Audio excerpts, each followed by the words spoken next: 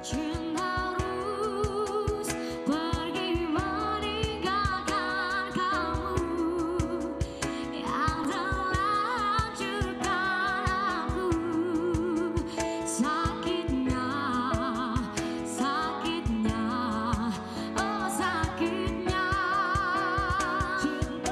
Cintaku lebih besar dari cintanya. Cukup aku yang rasakan. Jangan dia, cukup aku.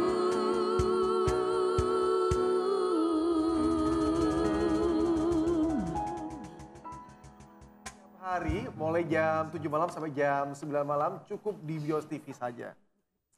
Benar nggak Ustadz? Iya, betul. Oke Ustadz, untuk mengawali segmen kali ini, langsung kita lihat dulu untuk video yang udah dikirim oleh pemirsa yang ada di rumah yang ingin bertanya kepada Ustadz Iwan berikut ini. Oh iya. Assalamualaikum Ustadz, nama saya Nabila. Saya mau tanya, apakah kita salah kalau kita mencari kebenaran dalam suatu isu? Terima kasih. Oke Ustadz, mencari kebenaran dalam suatu isu. Nah. Apanya itu? Isu. Isu apa itu? Hah? Isu apa? Entah itu isu Oh, iya. politik Isu politik. atau juga isu tentang mungkin temennya yang dikabarin, itu loh kemarin loh duitnya ini sih ini loh hilang, katanya Nah. diambil itu. Itu Iya. mencari kebenarannya kita Ustadz. Nah, betul. Memang mencari kebenaran itu betul, dibenarkan. Yang penting kita harus lihat dulu isunya itu seperti apa. Kalau memang isu itu yang berkaitan yang dengan kemaslahatan umat, boleh. Bisa-bisa wajib harus dicari apa itu kebenarannya. Oke. Tapi kalau itu hanya isu-isu yang bersifat kayak gosip, Personal gitu ya. personal gitu, lebih baik jangan mencampuri urusan orang lain. Oke. Karena ketika kita sudah mencampuri urusan orang lain, hati kita itu terbawa untuk selalu curiga. Bener. Selalu Emosi juga. curiga. Ketika hati kita sudah terbalut oleh namanya curiga, kita tidak bisa memandang alternatif positif yang lain. Oke. Tapi kalau untuk mencari isu yang sifatnya itu global, sifatnya itu Benar. untuk kemaslahatan umat, boleh, tidak apa-apa. Jadi asal diri kita nggak dirugikan aja, udah kita nggak usah ngurusin orang lain Ustadz ya. Nah, Yang harus penting bisa makan kita. Oke kan? kita dulu harus diurusi dulu. Oke seperti itu. Ustadz, ada video kiriman lagi yang udah masuk di redaksi.biostv@gmail.com. Kita lihat Ustadz, siapa lagi nih? Ya. Assalamualaikum Ustadz, nama saya Abdul Wahid.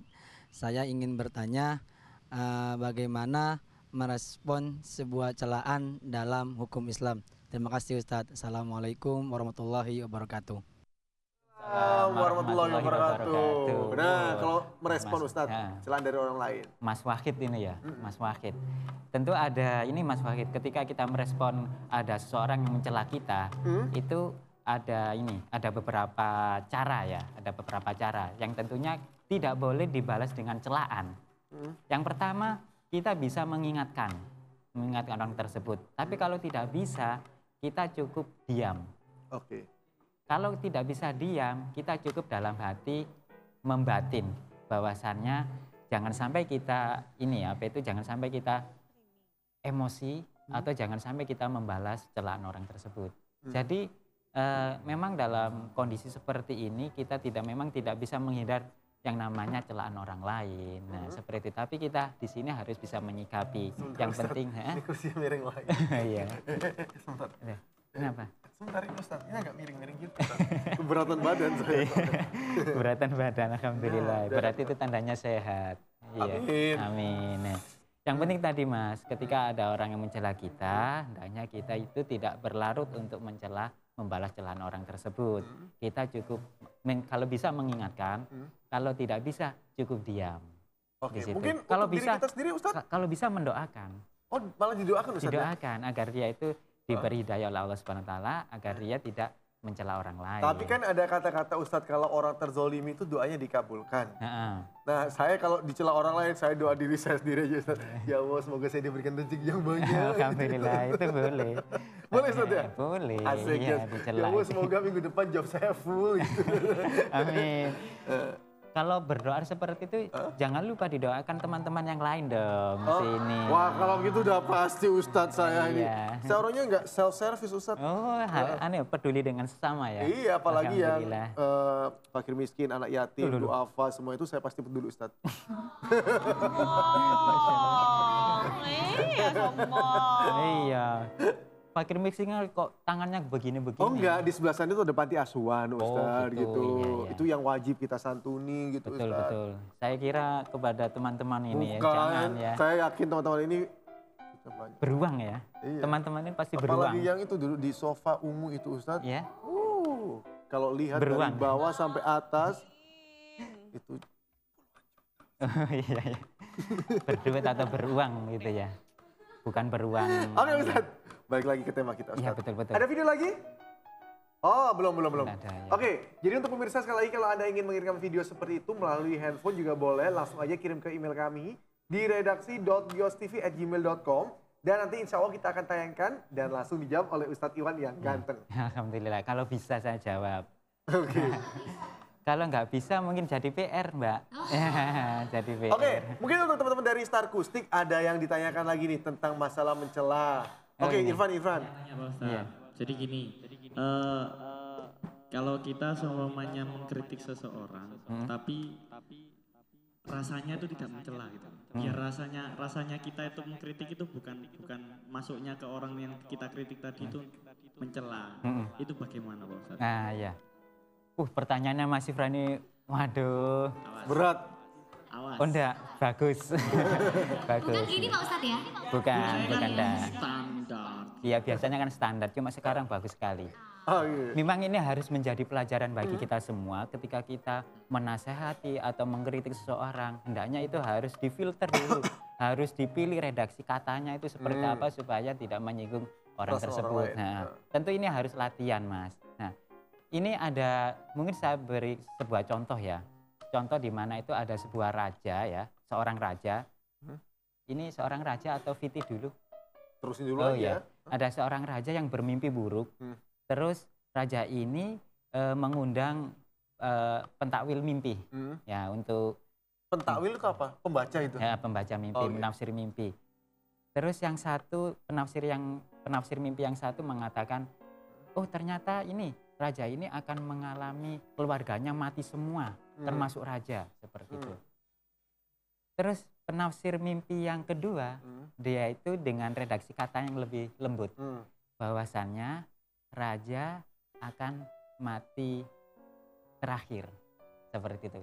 Yang pertama padahal sama-sama ini, artinya sama-sama keluarganya mati semua, yang terakhir itu raja. Cuma yang penakwil kedua ini mengatakan bahwasannya raja akan mati terakhir. Oke, jadi lebih halus. Ya, lebih halus. Akhirnya yang dibunuh itu yang penafsir mimpi yang pertama. Jadi di sini adalah pemilihan redaksi kata itu memang sangat penting ya. Cuma kalau untuk bagaimana caranya, ya memang harus latihan. Benar. Harus Jadi latihan, kayak harus untuk mengungkapkan mungkin anak itu bodoh banget, nggak Nah, boleh. harus Mungkin anak itu dibiasakan. kurang pintar sedikit. Kurang gitu. pintar sedikit. Mungkin anak ini kurang ini ya. Belajar, pokoknya kurang, nggak boleh kita langsung menjustifikasi terlalu dini mengambil keputusan. Oke, siap Ustadz. Ustadz, kita lihat dulu lagi. Iya. Ada video berikut ini atau yang lain kita lihat dulu. Nah ini. Bakal mati deh, itu keledai. Laki-laki nggak sayang istri. Ya laki-laki takut sama istri. Bego banget punya keledai nggak dinaikin. Gimana sih Ustadz, orang lain selalu bisa mencela apapun yang kita lakukan. Nah, Kita buat baik mungkin salah, firman orang. Berbuat buruk pun juga salah Ustadz. iya. Ini kan gambaran kan, bahwa memang seseorang ini pasti memiliki pandangan yang berbeda-beda terhadap diri kita gitu loh. Dan pasti ada alasan untuk mencela kita gitu loh. Benar. Pasti di situ ada mencela kita dan bagaimana kita menyikapi. Ya harus harus diyakini, dituruti apa kata hatimu. Oke. Nah, harus sesuai dengan porsi yang kita butuhkan, sesuai porsi yang sedang kita alami seperti itu. Jangan terlalu menuruti omongan orang lain. Oke, Gitu. terus mungkin satu lagi pengendalian diri Ustadz ya. Pengendalian Gimana cara diri. kita untuk dapat tidak menyakiti orang lain. Betul. Oke Ustadz, kesimpulannya Ustadz untuk episode kali ini Ustadz. Alhamdulillah. Ini kesimpulannya serius apa enggak ini? Serius dong Oh serius Ustadz. ya. Alhamdulillah. Hmm. Ini pemirsa Bios TV yang saya cintai, yang dirahmati Allah Subhanahu wa taala, bahwasannya kita itu hendaknya untuk selalu ngerem ya, untuk selalu ngerem yang namanya mencela orang lain. Karena mencela orang lain ini indikasi menunjukkan kualitas kita. Dengan kesombongan, ketika kita sudah merasa takwa, apabila kita sudah sholat 5 waktu katakanlah, terus belajar agama, terus kita itu berbuat baik, di situ kadang-kadang terbesit kita itu menjadi tinggi dan mudah untuk mencela orang lain dan mudah untuk mengkelirukan orang lain yang tidak sesuai dengan pemahaman kita. Padahal belum tentu orang itu keliru karena orang tersebut juga memiliki dasar yang berbeda dengan dasar yang tetap mengambil asas Al-Quran dan Al-Hadis. Nah, dari sini kita harus belajar tawadhu. Belajar tawadhu adalah menerima kebenaran dari apapun itu. Baik dari perkataan orang yang lebih muda, orang yang kurang baik, atau dari orang lain. Semuanya itu kalau memang benar, kita itu bisa menerimanya. Jadi tinggalkan sombong, jangan mencela orang lain, marilah kita bertawadhu kepada Allah Subhanahu wa taala. Baik, terima kasih untuk Ustadz Iwan. Iya. Untuk sedikit penjelasannya untuk Iya. malam hari ini. Semoga Amin. bermanfaat untuk kita semuanya. Amin. Dan Semoga. kita dijadikan manusia yang lebih baik daripada hari ini. Atau Iya. juga kemarin. Amin. Amin, Baik, amin. nanti kita kembali lagi. Pastinya saat lagi juga akan ada teman saya, rekan saya Tantri, yang akan membawakan sebuah talk show. Gak tahu nanti judulnya apa nih Tantri? Waduh, main rahasia-rahasiaan. Yaudah deh, kalau gitu jangan kemana-mana. Pastinya hanya di Cakrawala Malam.